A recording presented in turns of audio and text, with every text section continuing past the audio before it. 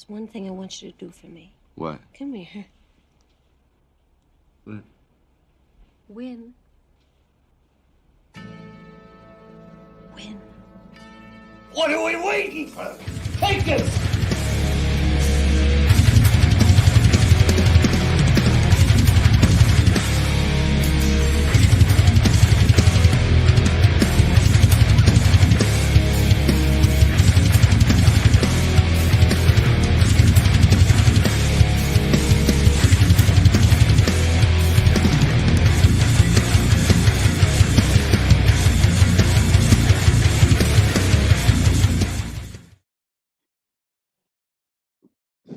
What is up, EoP sports fans? It's Wednesday night. It's 8:30.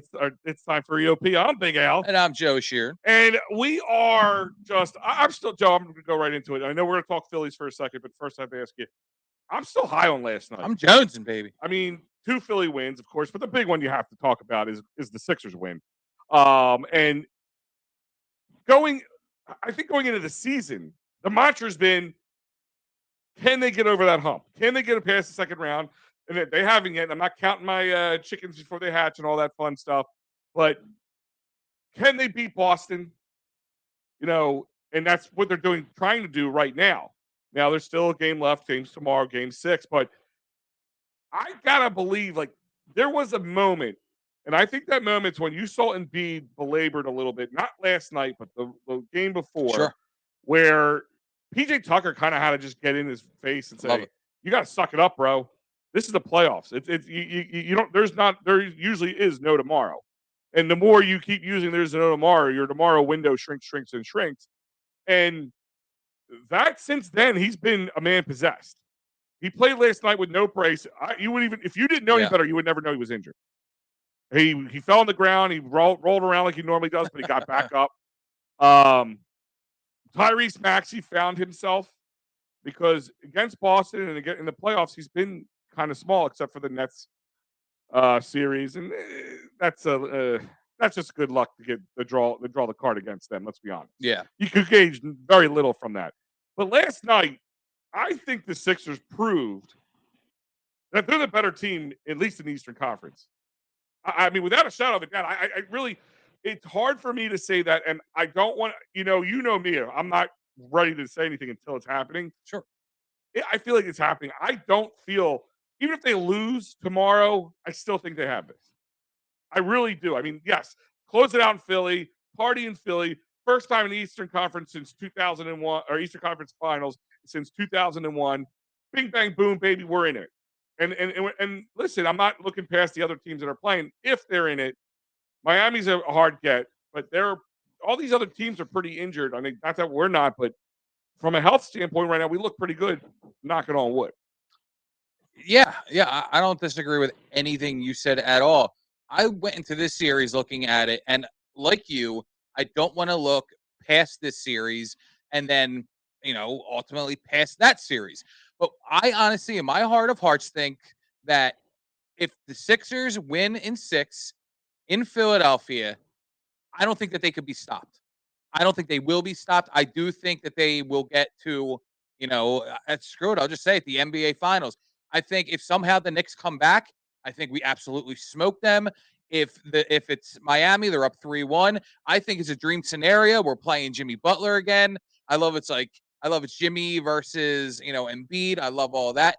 But the fact that the Sixers have come out of Boston with 2 wins, game 1 and last night, game 5, I think tells the whole tale of the story that the Celtics aren't as great as everybody thought they were. Was I worried about the series? Absolutely. I will not sit here and I will not sugarcoat it. I was worried about the team getting routed. But hey, that game 2 where they lost by 30 or 40 or even 50, I don't even remember the exact score of it. It was that bad that I erased it from my memory.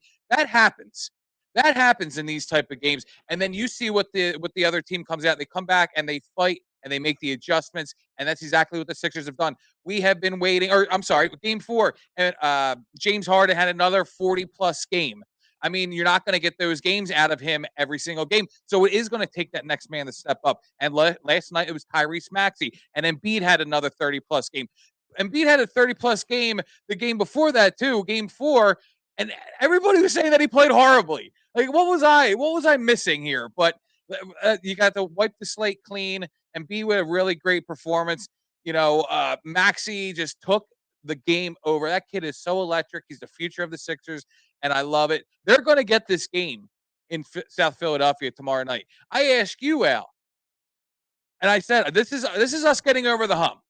Now, I'm going to be so excited when and if they win tomorrow night. They're getting to the Eastern Conference Finals, first time in 22 years. They're doing it, beating the Boston Celtics, in my eyes, the Sixers' #1 rival from back in the 70s and 80s. Sure. Do you take the Broad Street? If they win tomorrow in South Philadelphia, do they take the Broad Street? Oh yeah. The fans. I mean, it's just like when their Phillies were playing San Diego. I mean, they were greasing the poles then. I mean, you should take the Broad Street, and you should be screaming loud. Like you said, 22 years. Our boy Dives right here. There's not enough Tito's in Lancaster. There you go. If the Sixers win tomorrow night, I mean, absolutely. I agree with that. Yeah, you take and you scream loud, man. You can go out there. You tell guys, we haven't had this. Yeah. I mean, this is a team, Joe. The last time this team won a championship, we were not 1 year old. Yeah, right. I'm 40 years. I wasn't born yet. You weren't born yet. We I went was over this just before. born. Yeah. I mean, we gotta say that. Like, I mean, we're on to something here, and in total in Philly. Like, we won a Super Bowl recently. Mm-hmm. We were in the World Series this year or last year, and now it's too early to say about anything else right now. And now you have a chance to go to another championship. And we said how funny would it be if it was the Sixers that the Philly finally got one, at least out of the 3. But again, you should be screaming, man. You should be happy. You should be pounding your chest. We said that the team that come out of the East, like most people agree, is going to win. Yeah. The whole thing.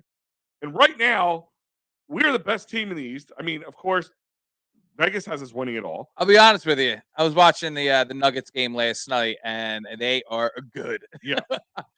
Maybe just because I haven't watched them, that often. But wow, Embiid, because Al Horford tried to do his best impression of a PJ Tucker offensive play, but he could not do anything with his defense. He came down and did that little shimmy, and that was the end of it. That was the end of the series.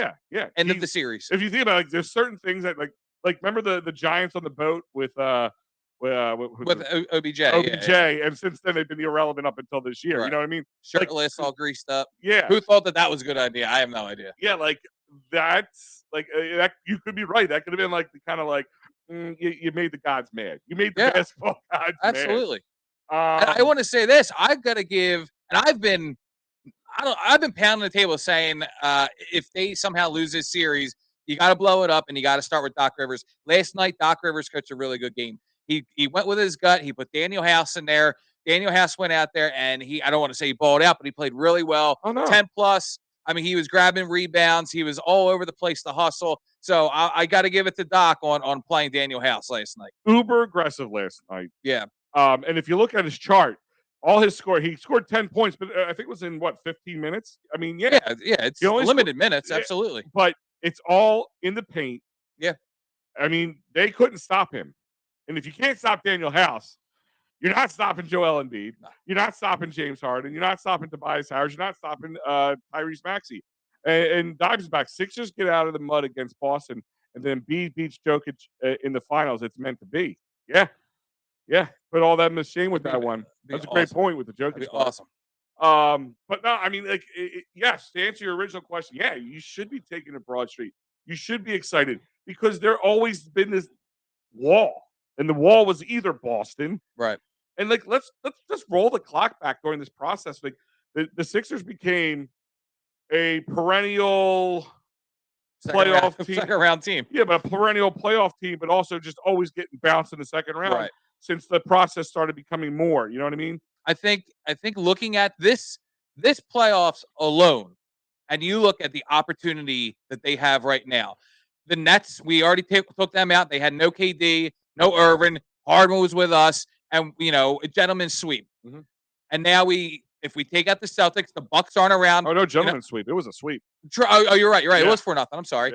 Yeah. The Celtics will be taken care of. The Bucks are out of it. You're looking forward, and if you get over this hump, you're looking at Miami or the Knicks.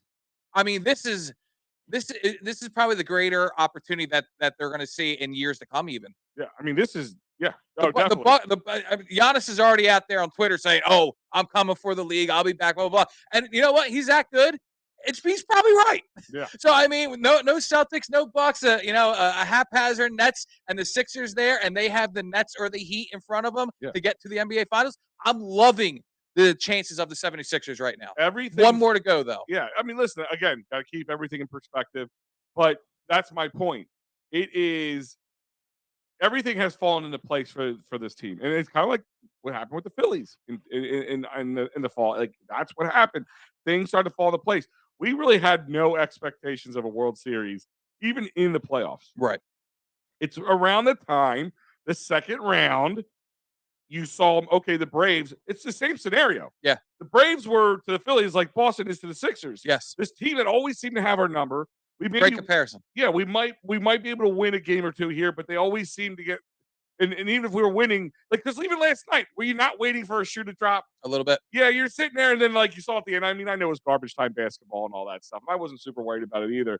But me and you and Fred were texting back and forth. Yeah. And we're just like, like this is not pretty. But we all know that if you had to, you'd throw Joel Embiid back in there. But I mean, we saw the stat. 82% of the time, team that wins a tied series, game 6 game 5 is going to win the series. But again, the Celtics bucked that trend. But where I take from this, the big thing I take from this is that team looked lost. Yeah. I mean, it looked like Harden game 2 lost. Like, that's what it looked like.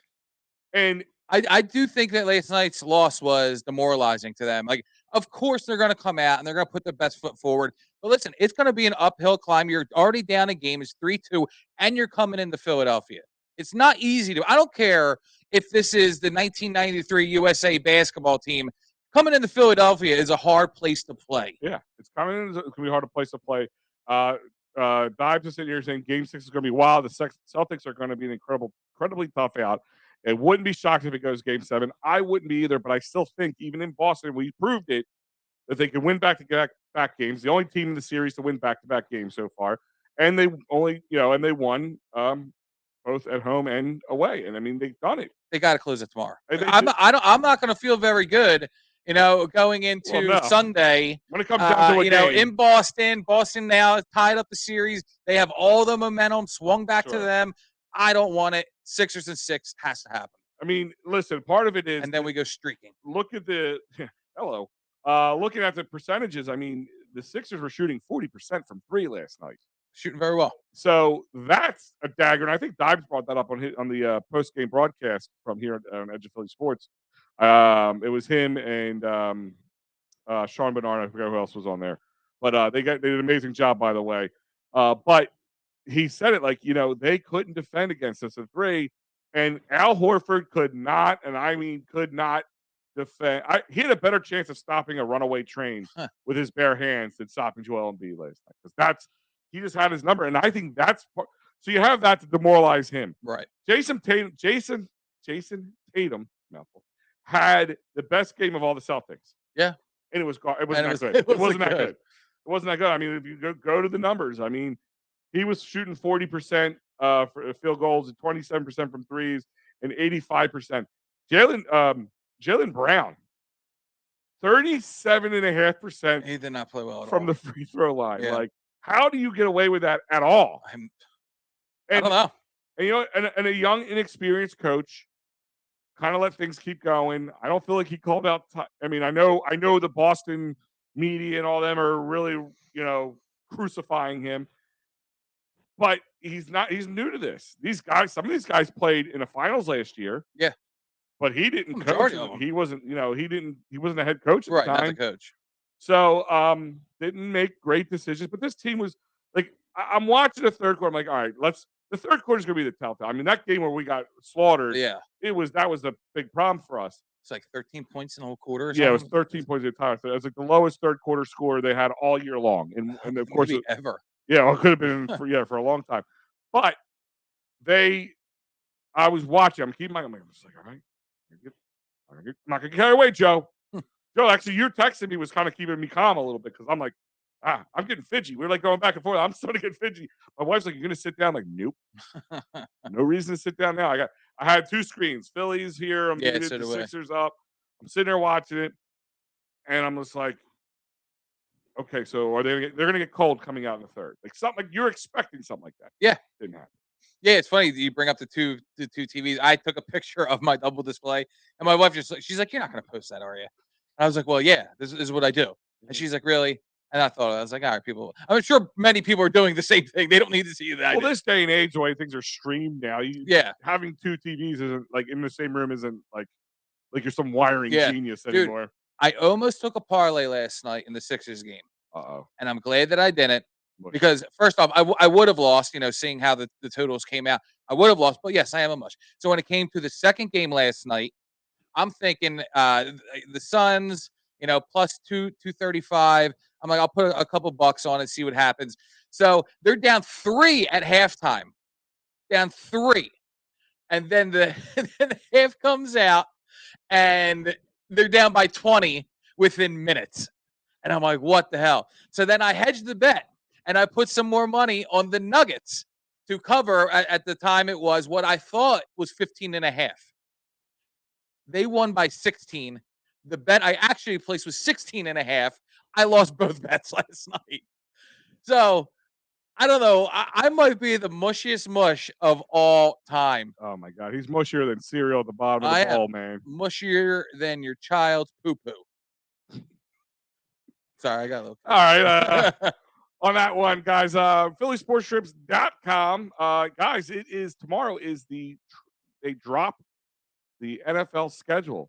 So all this you see on the screen here will become a reality.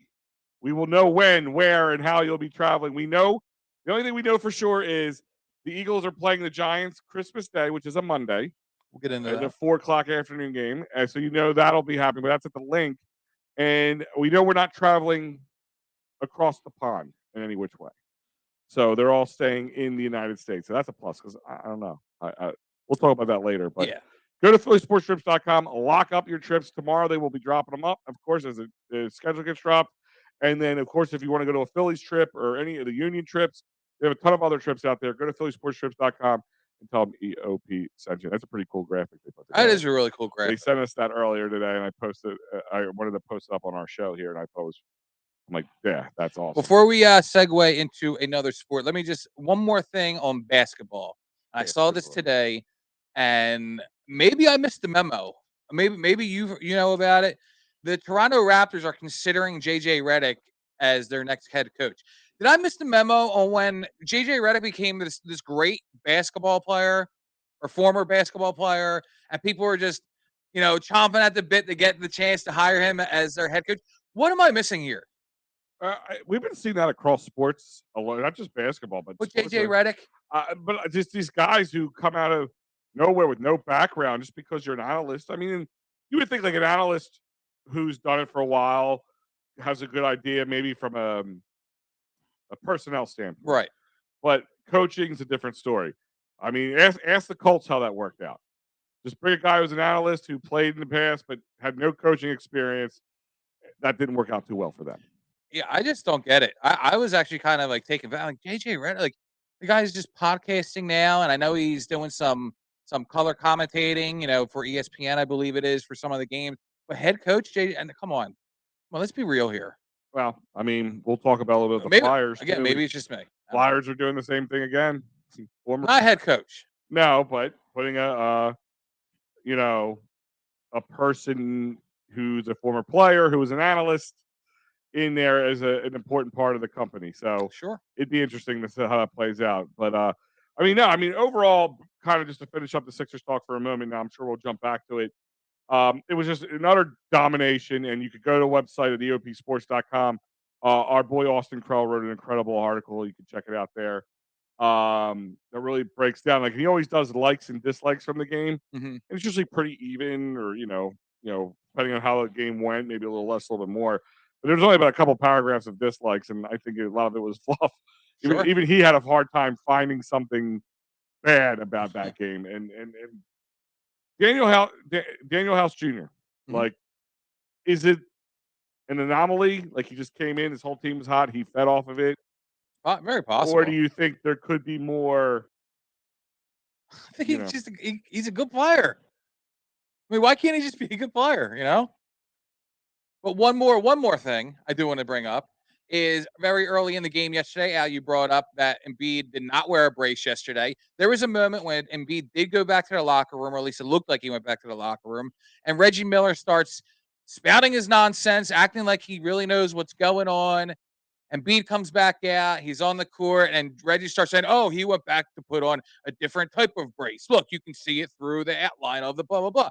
2 seconds later, the girl, the woman color commentating on the side goes, "Oh no, Embiid just went back. He is not wearing any brace. He did not put anything back on." And it's like, why is he just making up this nonsense? I think some people just think they have to start.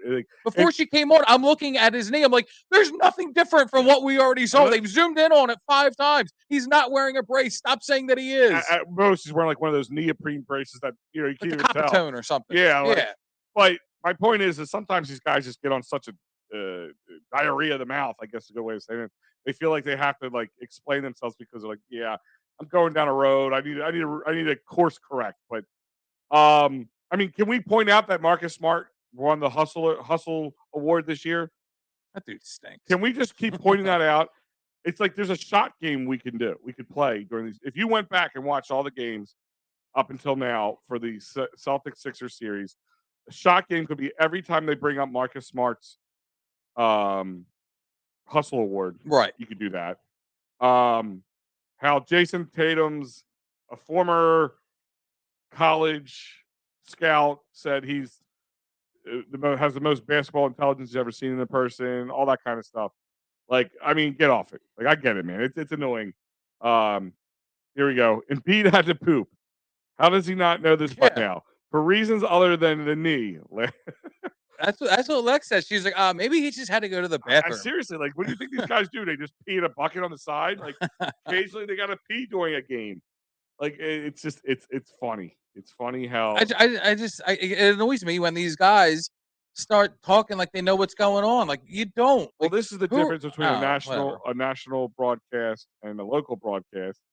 They know, but they don't know. Like, they haven't lived it all year long. And that's why, like, even if you're not a fan of your local broadcaster, like Kate Scott, I know some people are not a big fan of her. She's grown on me. Sure. I'm not sitting like, oh, get rid of her. She's just grown on me. I could care less.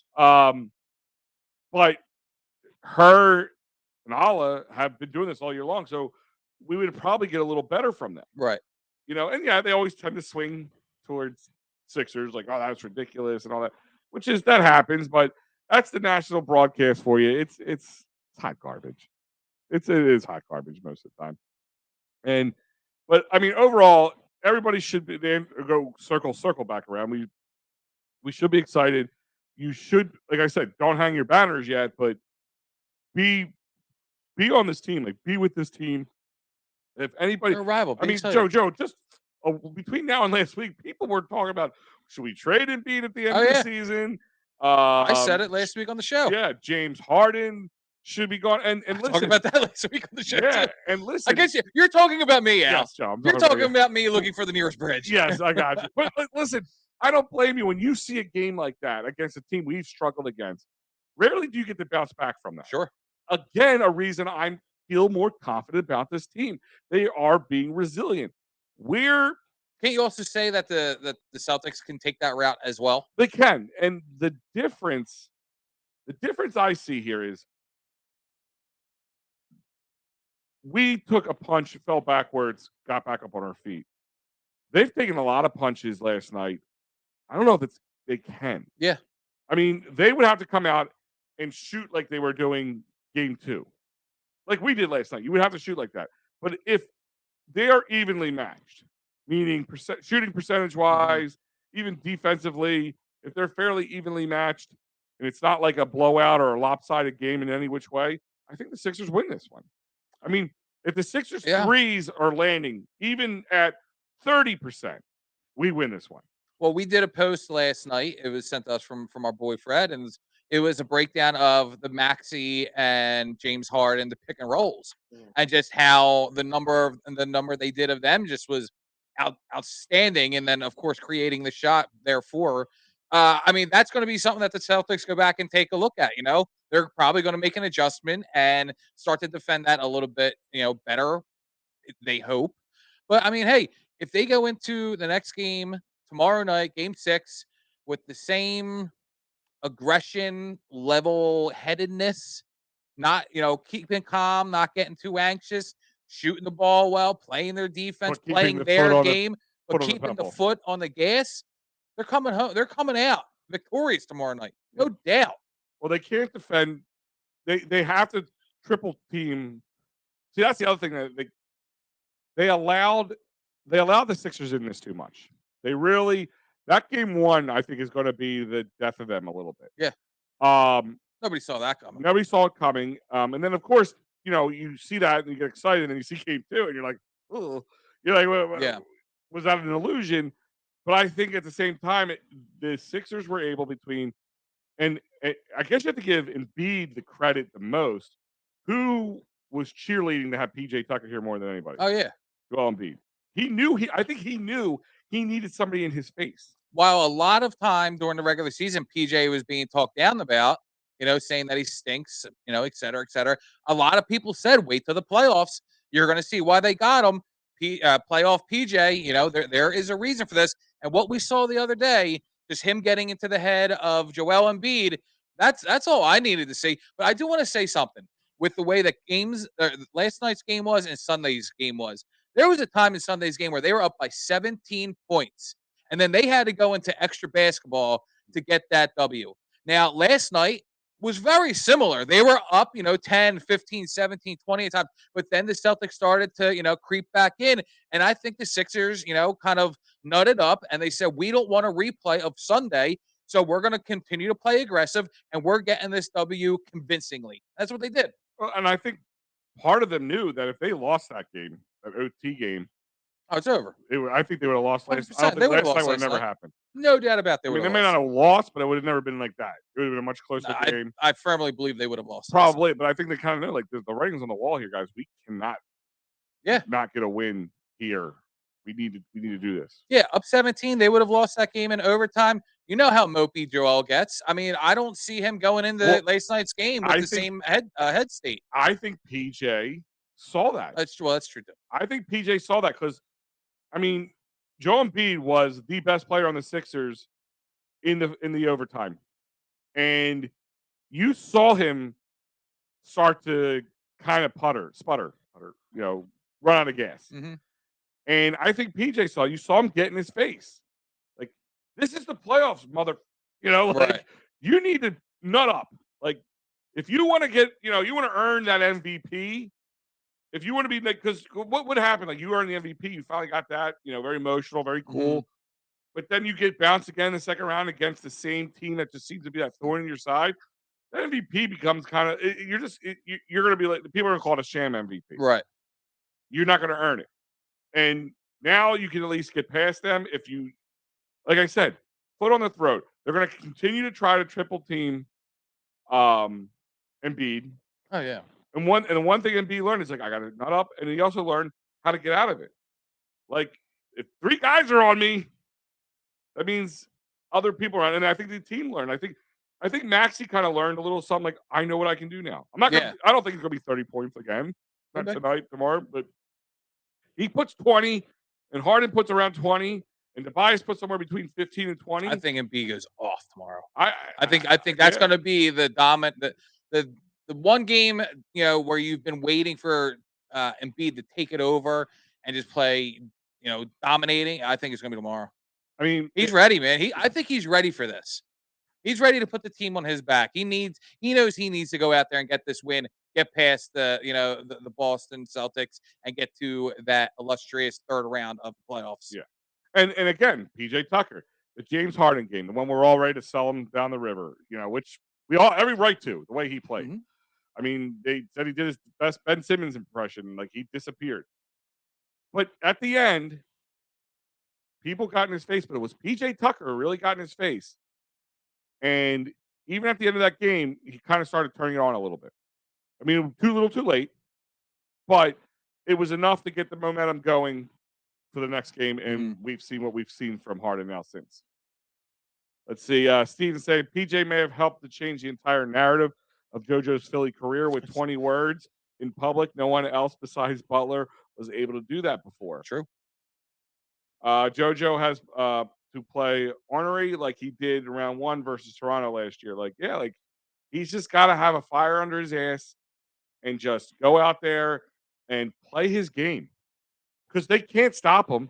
And they're either going to get in foul trouble or there's going to be guys wide open, and you let your House Juniors, your Harrises, your Maxis, your Hardens hit those threes or those long 2s because they're one of the best 3-point shooters in the league. They have been, in the playoffs at least, and they have been in the regular season too. So why continue to do it? And the Celtics can't defend against it. No, they really can't. They have nothing to defend against it with. So, yeah. Let's just say, Game 2, the Sixers beat themselves. That's all that was. Yeah, well, they definitely let themselves down. Real quick, guys, this Sunday we've been talking about it. It's happening over at Dolan's Bar, 24 East Sellers Avenue. I know I'll be there. We'll be recording and getting some videos to send out to you guys. But Philadelphia Sports Day is back with Wiffle Ball Madness, and yes, that's right. You see it on the screen. Charlie Manuel, the return of Mickey Morandini, Philly sports guy Hollis Thomas, and Barrett Brooks. So Nice. I just found out recently that Barrett Brooks will be there, and they're working on some other guys. So you never know. It's a good time if you're in the area. It's right off 95. So if you're coming from Philly, Delaware, New Jersey, Delaware County, it's right there, 24 East Sellers Avenue, Ridley Park, and come up, say hello. Would love to say hi to everybody and get to know you, and get the chance to like a nice intimate setting with guys like Charlie Manuel. You don't get that often. Now, I heard that all 4 major Philadelphia teams will be represented at Philadelphia on Saturday. They are attempting. They're waiting to lock in a couple other days. That's why I haven't announced them yet. But the attempt is to have a representative of each team. That'd be awesome. But PJ always puts on an amazing show. So yeah, I'll be there. A couple other guys will be there. And I'll send out videos and stuff, guys. So if you're not able to get there, you can check it out. So let's talk about your Fighting Phils, Joe, because yes, please.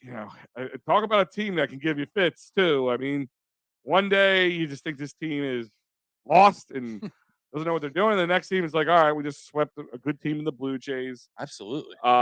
We struggle against the Dodgers. We win.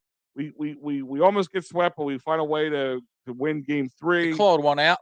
Yep, and they clawed 2 out from the Blue Jays. Now in a 3-game winning streak, and they're heading out to a favorable place for them to play against a really bad team, and the Colorado Rockies. So we also thought that the first time they played them this season. Well, I mean, like I said, a lot of things have changed since then. Harper's back. He wasn't here last time. Harper's back, and you see the Harper effect. You saw that funny when they won today because technically it was Harper's walk-off error. Yeah, I don't know how I would score that either. Yeah, the walk-off error, I guess. I think it's a fielder's choice. Well, it's a fielder's error. I don't know how they score that, but yeah, I'm not sure. But it allowed Amundo Sosa to score from third base, and game over. And again, another person that gives you fits because what's nice about doing digital notes now is that I'm looking at my last week's notes right in front of above my last notes, and I talked about, hey, is Craig Kimbrell cooked? Yeah, and we were talking about it, and then comes out and he doesn't even allow the Ghost Rider to cross the plate. Yeah, he was hitting 96, 97 today. I was a little impressed by that. Again, just this bipolar team, or players, or whatever you want to call them. But let's just I want to real quick break down with you this short 2-game series. So last night was an 8-4 victory. Aaron Nola, again, bipolar, but over the last 5 or 6 games he's done well. And last night he went 6 innings, allowed 5 hits during that, 2 earned runs, a walk, and 6 strikeouts. A rough inning from Sir Anthony. Sir Anthony struggled that night. Came close to almost giving that game up. But they were able to hold on in a strong 8th inning between, with Castellanos and Bohm and all them, allowing to get back into it, making it 8-4, and that would be your final score. And then, of course, Today was a 2-1 victory, which let me ask you a question, Joe. At what point did you like, all right, they're not scoring anything? In the eighth inning, I was like, this is it. Yeah. But hey, they called back in the ninth. I think that they should have won it in the ninth. JT had that big hit. But hey, listen, they got it done. It was because of a ghost runner and an error, but screw it. We got to win. I mean, it's just like, that's baseball. That's any sport for you. I mean, how many times have games ended on a penalty or Right. You know, they overthrew the ball. That was on them. They didn't have to do that. They could have just let him, be safe at first and try to get the next guy out. Yeah, Lex was saying to me in the eighth when Castellanos tried to come home on that ball, on that that grounder, and I was like, well, there's one out. You already know that JT is going to get the third. So I mean, it didn't matter. It didn't matter if the out was at first or at home because exactly what we saw. There could have been an error. The ball could have been overthrown at home, and Castellanos could have scored on that and game over. You're running that 90% of the time. Right. Yeah, because like you said, I'm sorry, it was the ninth inning. It was the ninth. At first, when they were replaying it, I was watching it, and I was, of course, producing a different show, so I didn't have the audio, and I saw that they were reviewing it, and I guess were they looking to see if he blocked the plate? Yes. Okay. Yeah. Because his foot looked like it was a little bit in the direction, but I know it has to be your body has to be right. But like you said, it's a different team. Nick is, and the other team, the rest of the team it's Kyle who continues to be up and down. Now they moved him down finally into the 5 spot, which I think is just smart. I mean, they're not going to pitch to Harper. They're not going to pitch to Castellanos. They have to pitch to Schwarber. Again, he was in a situation where he could have tried to either win the game or at least tie the game in the 8th. That last pitch. I mean, that was the pitch to hit, and he just missed it. In the 9th, his timing's off. A little bit. It's definitely a timing thing. I mean, June couldn't come any faster. I think he's been playing better since they moved him down to 5th. Well, I mean, listen, it's a small sample size. It's only been since what? Saturday? Yeah. Or Sunday? Yeah. So Sunday, Monday, or Sunday, Tuesday, Wednesday. So only 3 games. I mean, the one game he was 2 for 3. They won all 3. Yeah, they was 2 for 3. Well, that's my point. Is like and the one thing is the other stat you have to look at is for all the home runs that the Phillies have, about 85 or more percent of them are solo shots. Yeah. So you got to put those big boppers somewhere later in the lineup. Of course. Dusty Wathan, besides having gotten screwed out of a manager's job twice, is a very good third base coach. Rarely second guess that guy. I honestly think he's still paying his dues. I mean, it wasn't that long ago that he was down there, as the skip in the minors. I mean, I don't think that just because he's been up here for, close to a handful of years, I don't think that just means that he should be considered. I mean, look at a lot of these managers. A lot of these managers are pretty old, and they have to pay their dues. They have to go through these, these stages of their careers up in the majors. I do think Dusty's going to get his shot, but I don't think that hopefully no time soon in Philly. Yeah, exactly. I mean, we don't want it to be here in Philly, and we don't want him to be poached from us either. Yeah, so it is what it is. I do like Dusty, but I don't think that he should just be automatically be in the running for it. No, and it was interesting the whole Rob Thompson, but here's a guy who put in a lot of time too. Oh yeah, I mean he's waited a long time to get a skip job. So I mean the first year he does it in less than a year, he's able to get a team in the World Series. So how do you argue that point? Right. But I mean, again, wasn't he considering retirement as well?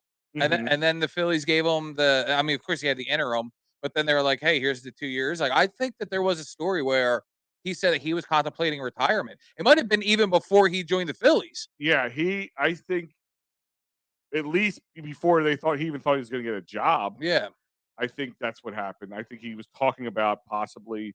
I mean, he's not a youngster. I mean, and maybe he's figured out. Been around the block. My time's had to come. I put my dues in. I made my money. And it's time. He's got his rings.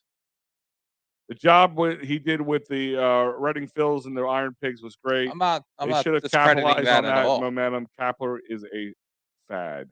It's maybe fraud. I'm a fad. But, well, yeah. I mean, he did is doing pretty well out there in San Fran. What is their record right now? I don't know. I know I said is, but I'm kind of more Well, talking about I last know season. last year they were, he first year out there he won 100+ games. Right. He's doing it with the likes of Darren Ruff. Yeah. Now they're fourth in the division. Okay. They are sitting at 16-20. So I mean, they're not too far off from where we were. It's exactly where we Yeah, they're are. not too far off from where we are. We're back in third place in the standings, by the way. We're above the Mets today. We're 7.5 games out. They're 8 games out. We're a half a game behind the Marlins. And then just we'll hopefully play some catch up. But I mean, you have a good a good chance here. And that's what sucks because here's a team that started to cook, got over 500, got a couple games over 500, and you had a chance before the schedule got tough Mm-hmm. to capitalize on it. Didn't get a chance. But now you got 3 against the Rockies, 3 against San Fran, And let's not forget. and then 3 against the Cubs and the Diamondbacks. I mean, Ooh. we actually this is a good run where they can really get above because after the Diamondbacks end of May, it's the Braves So yeah, let's not forget and the Mets back and back. the return of the Ranger on Saturday Yep, Rangers in back. Denver. So now the rotation is Taijuan Walker, Ranger Suarez, Aaron Nola, then Bailey Falter, and then another. Wheeler went today, so of course he's the fifth guy in there. But they're even breaking up Aaron Nola and Wheeler. I mean, I can't wait to see what Ranger does Saturday. Are they? Because Wheeler, Aaron, It's going Aaron Nola, Bailey Falter, Zach Wheeler. Oh, because I'm looking at it this way. Because I'm like, Wheeler was today, Right? and Nola is on Friday, right? No, he was last night. No, it's Taijuan Walker. Then Saturday is Ranger. Okay, all right. Then Aaron on Sunday, and then it's Bailey Falter, then Zach Wheeler. Gotcha. That's the five guy rotation right now. I'm okay with that. I'm fine with that. Yeah, Absolutely. let's hope he has it. I mean, I know there's been Andrew Painter signings, but I still think you're good. Yep. You're getting close to the All-Star break before that happens. At least halfway through June, I would imagine. Real quick, guys, don't forget to go to sherrystickets.com because that's where we get our tickets. And anybody with a half a brain is going to go there because you're going to save a ton of money. It's a family-owned and operated. It's a family-owned and operated business since 1946. No hidden fees, great prices, sports, concerts, theaters, you name it. They got it. And all people save big at sherrystickets.com and save an additional 10% off, Joe, by using that what promo code? EoP10. EoP10. That's right. Go to sherrystickets.com. But I mean, it's exciting to see. It's fun when these teams are winning. I mean, let's be honest, winning's fun. But the hopefully with the Phillies, it's consistency. Like I said, you have a run now.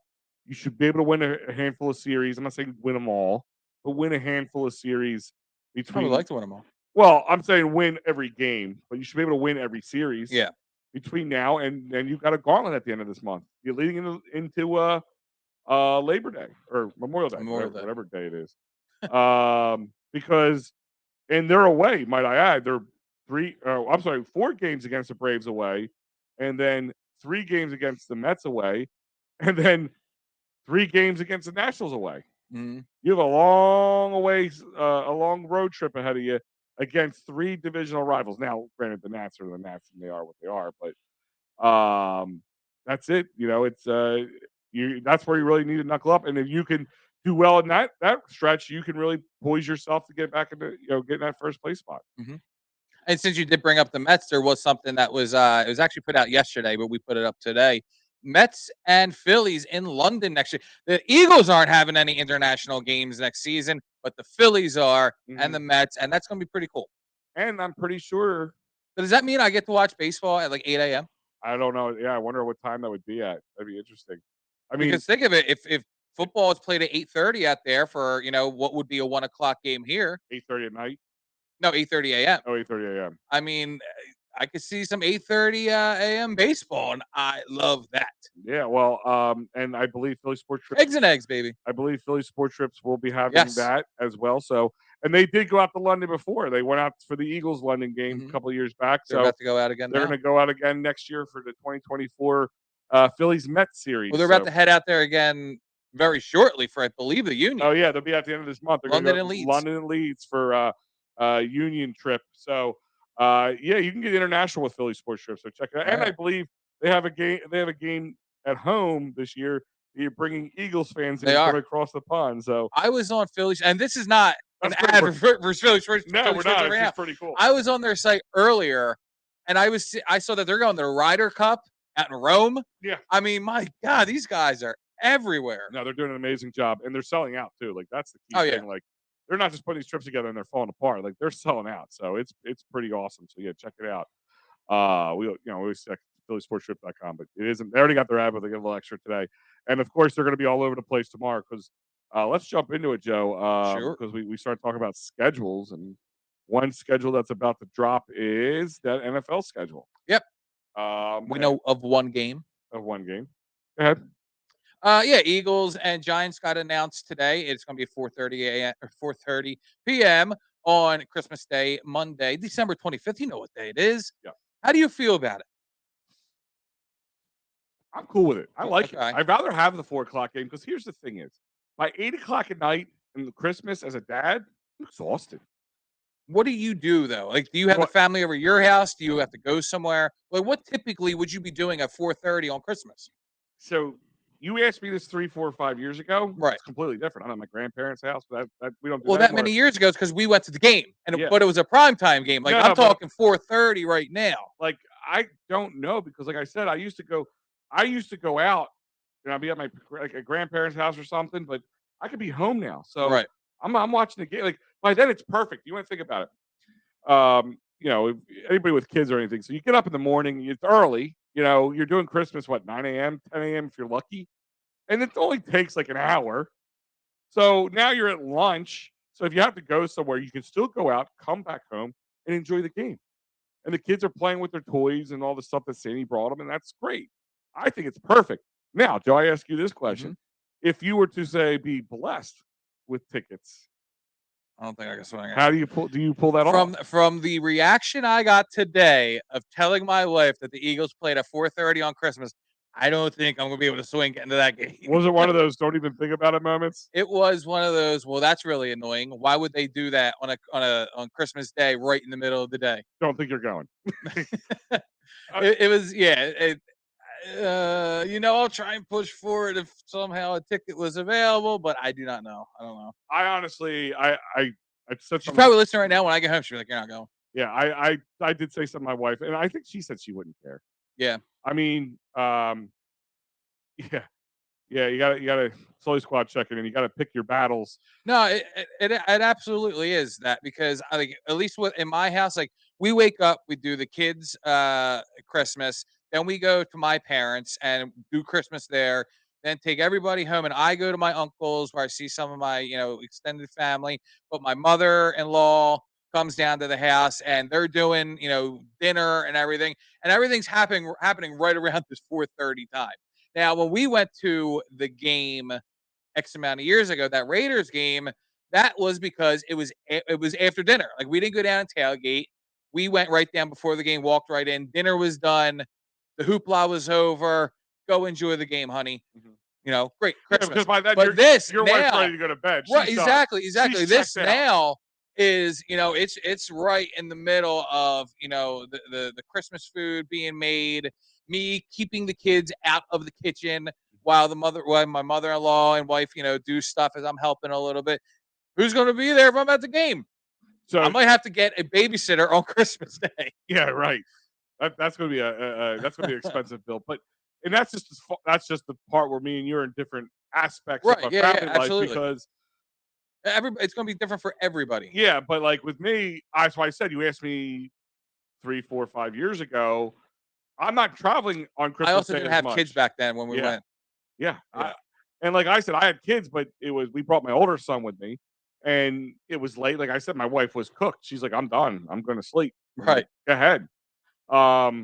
Now, I'm not saying Dawn would 100% be on board for it, but if I, told her, hey, listen, I got tickets. I'm taking maybe some of the boys, our boys Yeah. with us, and like I said, I don't have to go anywhere. You also have kids who are old enough that don't need babysitters. They can stay home by themselves. So even if you needed to bring your wife, it's an option. Well, except for the big kids can watch the little kids. That's a plus. Right. Yeah. Yeah. You're right. No, that's where I'm saying that's the difference. You got the two little ones.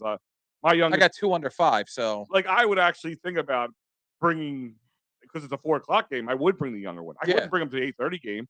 He'd be like, "Oh, I'm tired. I'm exhausted." But then it's also Christmas Sure. Day, and he probably care less about football at that Right. point. Yeah. He wants to play with his toys. And I'm not gonna even try, but if they were going to fall in my lap, I wouldn't say no. I mean, reach out if the Yeah. opportunity presents itself. And you know how that I just- happens with me. But you know what? I mean, here. Oh, I know. And you were the first person I thought of when I heard this.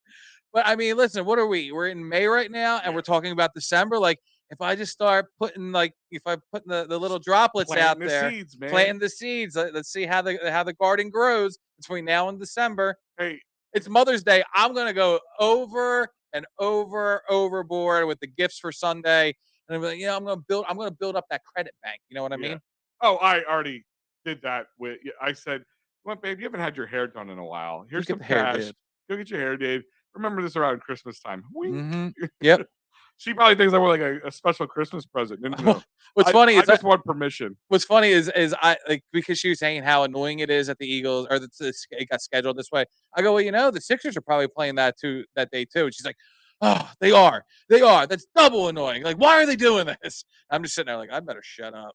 You know what? I've got, like I said, over the last couple of years, I've gotten lucky. My after lunch on Christmas, I'm kind of not needed. Yeah.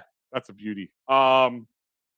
But so I wonder if I guess there's going to be later games on that Monday. They're probably going to split them up. I think there's 3 games that day. A triple header, they were saying. If the Giants end up being a better team and the Eagles or Giants are fighting for.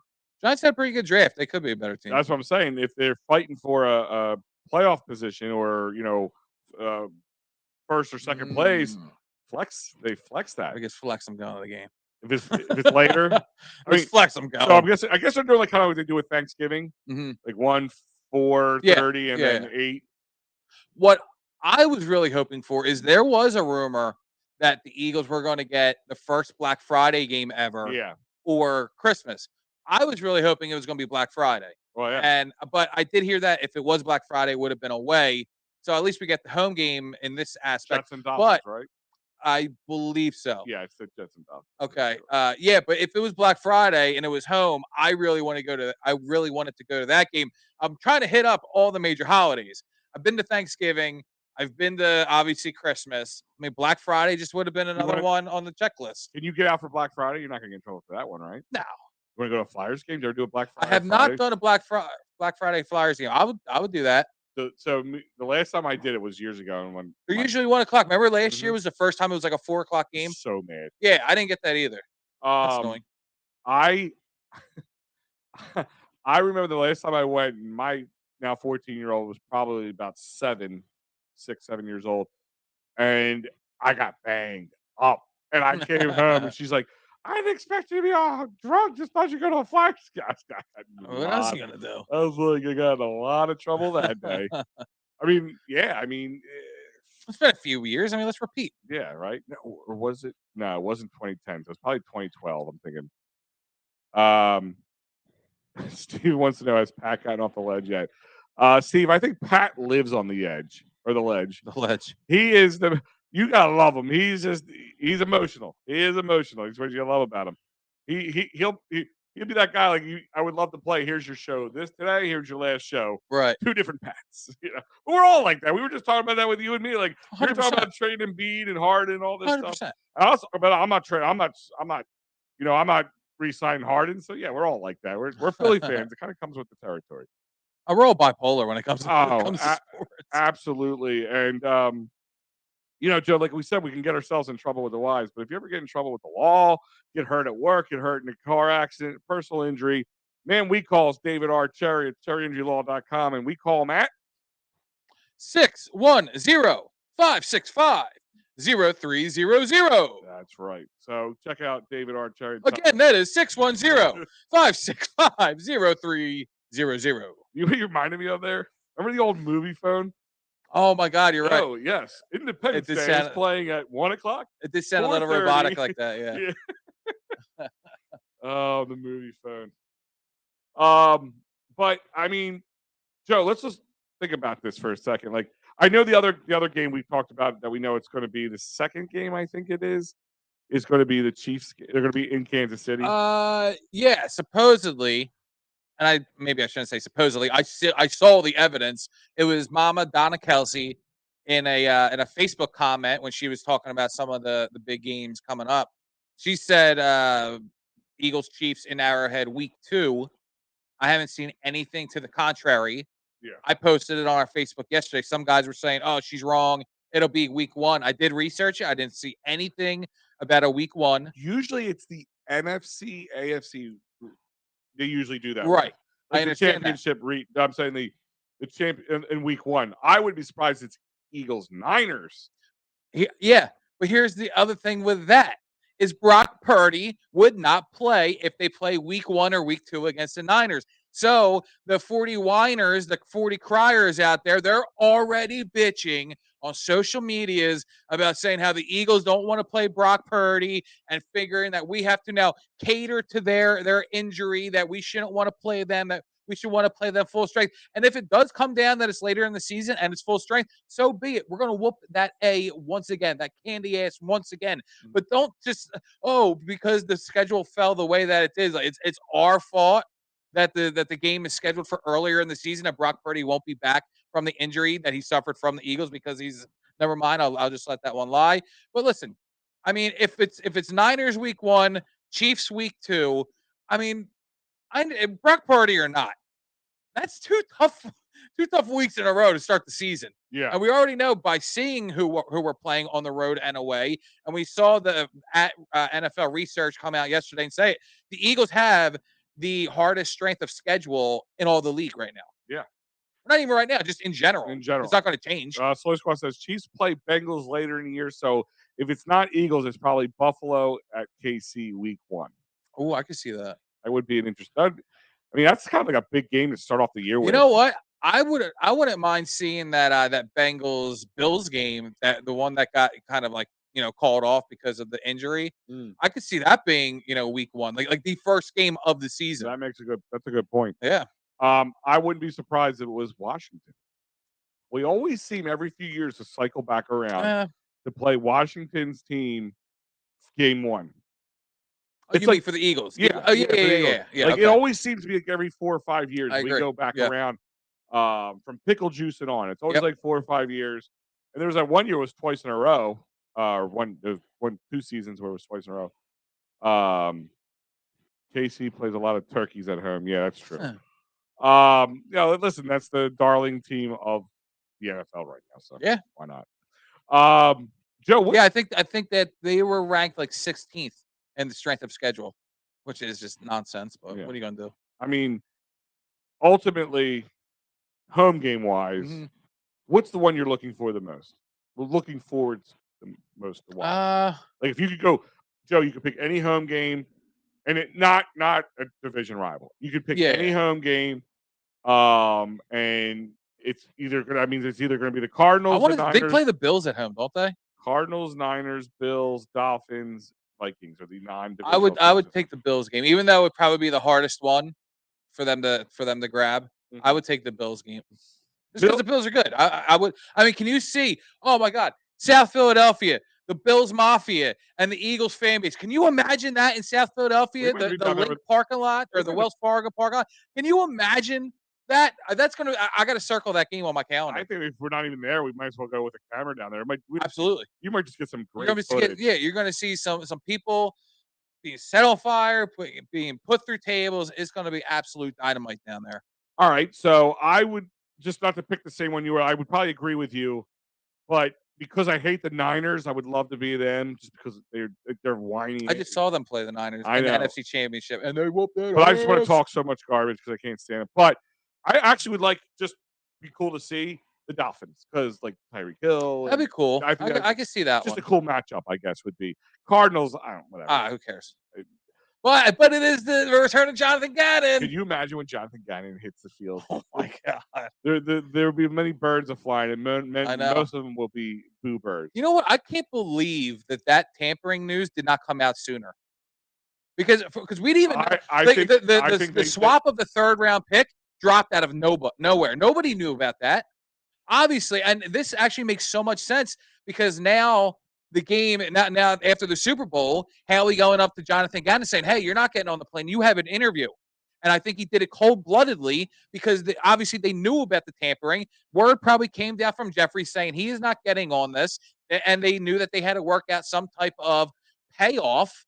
And that's why I said in what I said last week in a video I did, this wasn't even on a Howie Roseman level with the negotiation of the. I think that they should have gotten more than just a swap of a third. But I mean, but this was on a Jeffrey Lurie level. Who knows if Howie was even supposed Well, to give some advice on how to play this? But I mean, I honestly I can't believe that the word of the Eagles knowing about the tampering didn't come out sooner. Because all we heard about was Howie saying, "Oh, you're not getting back on the plane." We didn't hear about the reason. Oh, we heard the reason why, but we didn't know more of the backstory to it. yeah. Well, I think the reason you didn't hear much is because it was under investigation. That's very fair. I think they couldn't talk about it because of the That's true. investigation, and it wouldn't do the Eagles any good because they want to get the most out of it. And that's probably why they were only able to do what they did because, I mean, I think they said the biggest evidence to it, anything was text messages between him and the owner of the Cardinals. Hey, would you want to interview? And he said yes. Like, Yeah. so it was borderline harmless, but it's tampering because it's a distraction. See, I don't really I believe there's more to it with that too because everybody, especially not everybody, people in the Eagles organization firmly believe that Jonathan Gannon knew that he was going to get that head coaching position. That's why he kind of like I don't know, didn't put his best foot forward with the Super Bowl. I mean, I think it's hard to believe that he didn't because it is the Super Bowl. Why would you not want? And Why he's would you not not want to be playing. a Super Bowl winning defensive coordinator going right into a head coaching position? But they're saying after the game, you know, just seeing him walk around, he was happy, he was chipper, he knew that he was getting this opportunity. And you know, he Well, was he kind knew of he was gonna leaving be it all playing on the there field. again. Yeah, he was leaving. He knew he was going back to Arizona to, you know, to go after another championship. Such a knucklehead. Yeah. Ian saying 49ers, I'm pretty positive is week 13. So I don't know if that's just him thinking. I saw something week 12 about the Niners, but I also saw It's just so funny how the Twitter Niners crying about it. Twitter links, Twitter, drops about Yeah, the schedule. I tomorrow. just love it. Oh yeah, okay. And What we'll time, have time tomorrow? 8 p.m. Right? Yeah, we'll have a graphic out when it's solidified. Games will start to be leaked at 8 a.m. There's It's no always like, chance. we'll know. We hear 8 p.m. that it's being leaked. It will start being leaked at 8. Or I'm sorry. We're hearing released at 8 p.m. It will start to be leaked 8 a.m. We'll know probably half of them. Yeah, I would say at least by half. 5. You'll have half of them by 5 o'clock. At least half, yeah. Um, We already know one. Not a Gannon fan, but the players could have made a play too. No, I mean that's true. I mean you can only do so much, but like I agree with I just think it's a distraction. Like kind of like with Joe. I think what you're saying is he could have he wasn't worried about his future. Like Right. if I don't win this, I'm not getting paid or I'm not getting a coaching job. Is my job in question in Philadelphia? Yeah. Well, I mean, hey, they said that they offered him more than he's making now. I don't believe it. Yeah, I don't believe I don't know. I mean, they could have done it after they knew the facts of what's happening because they knew he wouldn't take it. Well, if you $10 trillion, you're not going to take it. Yeah, I don't know. I know that's what's said. I don't believe that. I take that with a grain of salt. But hey, CJ Gardner Johnson came out and he took to Jonathan Gannon on Twitter saying, "Listen, buddy, you didn't make the adjustments for us. Your head was not in the game." And this was after the news came out about the head coaching position. A couple, I think Slay said something too, didn't he? Say like I think, yeah, I think there were a few of them. Well, when they I know CJ GJ though. Well, when they said it's either when they drafted or they signed somebody came out and said, "Oh, we can finally now do I think when they did decide, I think they said, "Oh, we can finally now do something." And Right. So obviously, I mean, we saw the disgruntledness with him the year before, especially with Fletcher Cox. Mm-hmm. So I guess people didn't always agree with him, but the team was clicking. And when you win 70 sacks on the year, yeah, when you win, you're doing well. I mean, you can't take that away from him. He was. I mean, you're gonna bastardize him when he doesn't do good. You gotta give him where he does good. So, I mean, I'm not saying he's the worst coach ever. It's just there's just something about it. He's just awkward. Mm-hmm. Oh, I mean, we hear all the clips and all that stuff. He's just like that's the most odd clip I've ever. He just walks out. He's like, "Hey, what's up, buddy? Pew, pew, pew, pew. What are you doing?" He's like, "Oh, hey, there you are." Pew, pew, pew, pew, pew. I'm like, it's like he's such a weird. I'm scanning you like the Terminator mirror. I'm like, what is this? Like, guy? I wish that there was like he's like Steve Carell. Yeah. Like if if they were going to make a movie about Jonathan Gannon, Steve Carell, it would just do the same thing he does with The Office. It's just anybody's ever watched The Office, he's like cringeworthy to be around sometimes, Yeah, and that's what it is. Like, I wish it's there was a awkward. much longer video of that would explain everything. But somebody was like, "Oh, let me cut it down to just this because it's much funnier." And then I I wish don't think that Joe. finally the longer version of the video came out, so we can be like, "Okay, this guy is not absolutely insane." Joe, But no, I all don't we think have is there pew is. pew pew pew I, pew pew. I mean, the guy walked up to him. Awesome video. He goes scanning, pew, pew, pew, pew, pew, pew, and he goes, "Look at you." He goes, "Oh, I look to get ready," and then that was it, Joe. I don't think there I- was. I don't think there was a longer video. No, oh, that's what I mean. I just think he's a giant nerd. Like, this is the Oh my God. best way of putting it. It's so funny. Talk a little Flyers news real quick before we get going. Sure. We have a couple guys who are going to be taking over the hockey operations or whatever the name is. Keith Jones is one of those guys. I did not even know his name was in the running. I didn't know he was even in there to try to get a job like that. Yeah. I thought he was an analyst. I know he's done on WIP with the morning show since Angelo retired, but I just thought he was an analyst. And they just lost. Who was the guy just retired? Coates. Oh yeah. Steve Coates. So it was him and Coates. Now Coates retired, so they're gonna have two new guys. It's gonna be a whole. Well, Jonesy was with Jim Jackson. Oh, was he with Jim? That's right. Yeah, he was with Jim. You're right. Coates was doing the sideline. The sideline. You're right. Side ice, I guess you can say. So that's right. Jim Jackson's still there. So, but still, then they would just be Jim Jackson. He's got to have two new people with him. He's fine. He can carry this. But hey, Jim. like with the whole Jonesy thing, I didn't know it. It was Chris Tarian. It was Bundy on Twitter saying, "Hey, if I'm wrong on this, I'll totally own it. But Keith Jones is your new president of hockey operations for the Philadelphia Flyers. Congratulations to my great friend." So now it's and it says and then I started reading other things like, yeah, word is about to come down who they select as their president. Could be as soon as Friday. It's Wednesday now. It's a day, 2 days away. Is it Keith Jones? Who knows? But if it is, great. If it's not, I understand. It's do you really want to hand the team over to all these former players? We heard Lindros's name has been thrown in there as a part of the team. I know Chris Pronger's Wasn't name. he also part of the possible new ownership too? When they were his name's been thrown in for a few things, but I know Chris Pronger's name has been thrown in there as well with Jonesy as president. Danny Briere is about to be named the have the interim quote unquote name dropped from beginning of the GM. He's going to be why can't I talk about this? The permanent GM going forward. So you have obviously former player Danny Briere. You have obviously former player and Keith Jones. Yeah, Flyers doing Flyer stuff. But I'll be honest with you, I'm excited for it. Well, according to today's report from Nick Tricom at Philly Voice staff, it's Keith Jones to be named Flyers' next president of hockey operations. Okay. It's this highly knowledgeable hockey mind who excels at communicating the game. The former Flyers expected to be introduced Friday. Well, so, Jonesy used to do they're saying it's set to be hired now. Okay. I know. No. Ian says it's confirmed. I mean, I know it's confirmed. I don't think it's confirmed until the Flyers announce it. That's not confirmed. Right? Yeah. I mean, it's probably all. Jonesy knows a lot. We heard him. He's a great communicator. He was funny as all hell on that morning show too. He's very quick. He was the only reason one-liners. Yeah, he was phenomenal. But what a lot of people don't know is right after that show, he would travel back up to New York to do the color. I think it was pre, half, and post for the NHL network. Yeah. And then next day he would come back down in the morning to do the show back up to New York. Now he's just a resident of Philadelphia at this point. Yeah. He doesn't have to do more traveling. Well, but regardless of him on the TV, on the radio, he was on TV during the hockey season almost every single night.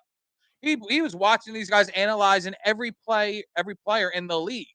If there's somebody going forward that I have to put my trust in, and it's going to be Keith Jones. I'm excited for it. I am.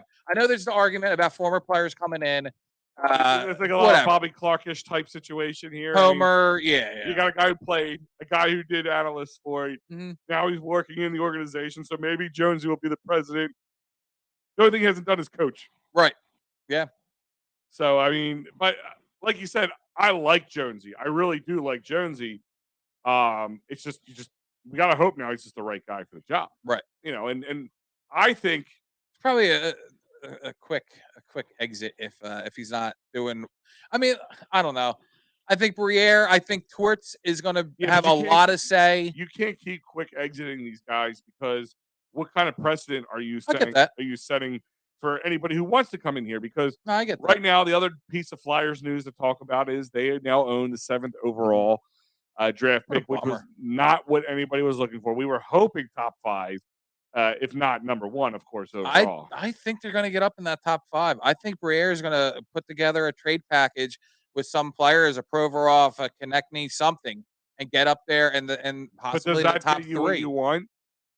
I mean, top 3 If maybe, you're top looking 3 maybe, but I'm not sure top top 3, 5. if you're looking at this team and they're being very blunt, very honest, saying this is Danny's saying with owning the 7th pick, it is the start of a new era of Flyers hockey. So if you are 3-4 years away, then at what age are Konechny and Morgan Frost and some of these other youthful players that we have now that we like? At what stage of their career are they going to be once the Flyers start to turn it around? So if you can use one of these assets to get up in what is looked at as one of the best NHL drafts in recent years, you have a possible top 3 to top 5 of generational talent. Then you might have to sacrifice somebody to go up there and get a franchise changing player. I don't think anybody really would argue losing almost anybody, if not anybody, if they can get up and get a top 3 in this draft, and especially top to go get Connor Bednar. But the Flyers don't have any. They don't have enough resources. They could give up the whole team. They could sell the organization to another to another city and still not win that. That nobody's giving up that top spot. It's just Nobody's not happening. No way. And there's nobody not I like. There's no chance in hell unless you're the dumbest team in the world. No, and there's no way it's happening because I honestly do believe that it was handed to the Chicago Blackhawks. Why is there no balls? Why are we not being able to see the lottery, the ping pong balls? Why do they do this stuff behind closed doors? It's because they could be selective on where teams go in what order. Good question. It's a good question. It's like, okay, it's the NHL lottery, ping pong, go pew pew pew. I mean, Oh, why aren't we seeing the lottery? Like there is no lottery if we're not seeing it. By the way, remind me to clip out the pew pew pew because we're gonna need that throughout the show from here on out. But yeah, I that does like you see the lottery when they pick them on TV. Why like the normal like remember the so right between Pennsylvania yeah, and you got the lottery. machines shooting up all Right. over the place. I don't understand. That's a good point, Joe. Yeah, it was hand selected That's- for Chicago. Yeah, I don't like that. You think people just? Do you think NHL just hates? Are we having a we hate Philly conspiracy? Yes. Okay, I'm down with that. I'm down with that. I agree with you. Okay. But I mean, Philly has just dug themselves into a hole, and you got to help that these people that they're putting into place can make a difference. Yeah. I mean, Torts, got to give him credit, but ultimately he screwed us. He let them continue to win when I they know. shouldn't have been winning. I mean, they should have lost at least 5 other games. At least I could think of. Yeah. I mean, it's hard to tell a team to lose. Maybe this is all a whole conspiracy theory that we don't know about. Maybe the teams know about this. I mean, the Flyers had the best. They finished 7th. They, 7th from worst. That's where kind of like if it was any other sport, i.e. NFL, their draft position would have been where they were in the standings. Mm-hmm. Now, maybe the other teams are like, hey, maybe the lottery isn't a lottery, and it's just a gimmick. Get some ratings for that lottery drawing. Get the NHL draft in the forefront of things. Yeah, absolutely. Maybe that's why Torts and maybe some of these other players and coaches and teams are like, screw it, let's just go out and try and win some games. Yeah, I mean, I don't think that's it, but I just think I think they did everything late. I mean, the Flyers were always behind the times on things. I mean. They just fired Chuck Fletcher. Yeah, yeah, they are definitely behind on the times. You fired Chuck Fletcher and put in interim Danny Briere 6 weeks left in the season. Like, why? Why didn't you do it before the trade? If you didn't think you liked what he was doing during the trade deadline, you should put somebody else in there. Yeah, especially that what was that JVR trade that he botched? He should have been fired on the spot right there. He had a lot of rope and he hung himself with that. But that's it. That's another discussion for another day, guys. I appreciate. Also, one thing I wanted to point out: Pennsylvania Golden Gloves is coming up now. The national championship is going to be at Harris in Chester. I heard a commercial for it the other day on the radio. Yeah, they're really putting it. It's I got to talk with Dan Malarkey, who put this whole thing together. So if you can get out there, it's not expensive. Go to PAGoldenGloves.com. It's not expensive. You can get front row seats. You see young people just go out there they're just trying to win. There's no money. It's just a prize to win, and I think they work as an Olympic qualifier too. Yes. So it's really huge. So check it out, guys. And you might see some EoP members down there too, covering this. So it'll be interesting. Let's see. Hasn't Philly been a better hockey town than Chicago? You think they'd rig it for us? Never. Whatever it is, they don't. I don't know why they do that. They were one of the original teams, weren't they? Chicago? Mm-hmm. I could be wrong. That's a good question. I don't know. Does Comcast even care about that organization? No. Not at all. No. I mean, they can sit there and tell you all they want. I mean, you would think, and I'll end it on this, you would think with all the money you make when you win, they would care. If you purely from a business standpoint. Yeah. Like you would think that would be enough of a driving buying motivation. Tickets. Yeah. I mean, the place was empty. Buying from the concessions. I mean, they have some real knuckleheads there. Mm-hmm. Like, and all over. I'm not just talking about the president ops, and I'm talking about promotional people. I mean, they put a promotion out you couldn't use in the whole. You couldn't even have in Wells Fargo, the fanny pack, the bags. Yeah, like seriously, like what genius allowed that to slide through? But I know they were not geniuses. Yeah, exactly. Thank you. But other than that, guys, remember this show is brought to you by Philly Sports Trips. Let's do this one. It's brought to you by Sherry'sTickets.com. Family and open operated since 1946. Get your tickets, get a great price, and an additional 10% off using EoP10. You get yourself hurt at work, in a car accident, personal injury, criminal law, call David R. Cherry at 610-565-0300 or go to cherryinjurylaw.com. Guys, we hope to see you at Dolan's at 24 East Sellers Avenue in Ridley Park this Saturday from 1 to 8. Charlie Manuel will be there. Mickey Morandini, Philly sports guy Hollis Thomas, and like I said earlier, Barrett Brooks will also be there, and maybe some other ones. And don't forget, keep your eye on EoP.com because we will have a schedule as soon as it's dropped. We'll have one out for you, and so will PhillySportsTrips.com, and you can start booking now. We talked about Christmas, ultimate Christmas presents here, birthday presents, whatever it is. Go to PhillySportsTrips.com. They're amazing. Did an amazing job. Check it out. Tell them EoP sent you. Any party shots, buddy? Go Sixers. Yeah, close guys. it. Sixers and 6. Hopefully, we're talking about an Eastern Conference Final series by next Wednesday. Check it, EoP Sports. Something's going on over there. We will have a post-game show tomorrow, of course, for the Sixers. And I know the Union, the Attacking Third, have their Union show tomorrow as well. So all that and more here at EoP. Stay tuned. Follow us on Facebook, YouTube, Twitter, or go to EoPSports.com. And don't forget to sign up for that newsletter coming out on Friday. Other than that, I'm Big Al. And I'm Joe Shear. And we out.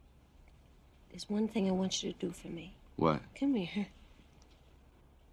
What? Win.